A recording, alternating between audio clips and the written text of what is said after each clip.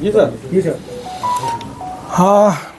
Saroli police સ્ટેશનના હદ વિસ્તારની અંદર red and white multimedia education, creative design અને એટિકેટ ઇન્સ્ટિટ્યૂટ આવી 3 ઇન્સ્ટિટ્યૂટ આવેલી છે.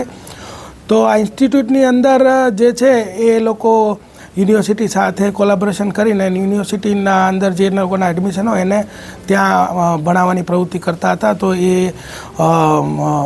રવિ રામજીભાઈ પૂછડિયા, ધીરેન્દ્રસિંહ મહેન્દ્રસિંહ સોલંકી આ લોકોના ધ્યાનમાં આવ્યું કે ભાઈ આ લોકો સંસ્થા ચલાવી રહ્યા છે. એટલે એ લોકોએ આ સંસ્થા વિરુદ્ધમાં અગાઉ એક પ્રેસ કોન્ફરન્સ કરી કે આ જે સંસ્થા છે એ બોગસ ડિગ્રી યુનિવર્સિટીની આપે છે, અને પ્રેસ કોન્ફરન્સ કરીને મીડિયાને પણ બોલાવેલા, અને ત્યારબાદ ઇન્સ્ટાગ્રામમાં આ સંસ્થા વિરુદ્ધમાં રીલ્સ બનાવી એનો ખૂબ પ્રચાર પ્રસાર કર્યો.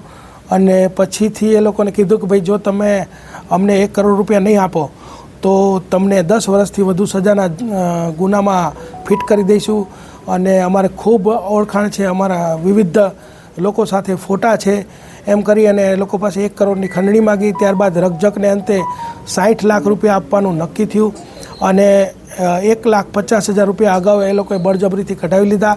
અને ત્યારબાદ 20/2/2025ના રોજ બીજા 5 લાખ જ્યારે લેવા આવ્યા હતા ત્યારે આ લોકો પકડાઈ ગયા. એમાં પકડાયેલા જે આરોપીઓ છે એના નામ છે રવિ રામજીભાઈ પૂછડિયા, પ્રીત ચાવડા, ધીરેન્દ્રસિંહ મહેન્દ્રસિંહ સોલંકી, મિતેશ ધીરુભાઈ અડિયા તથા તુષાર ગોપાલભાઈ મકવાણા.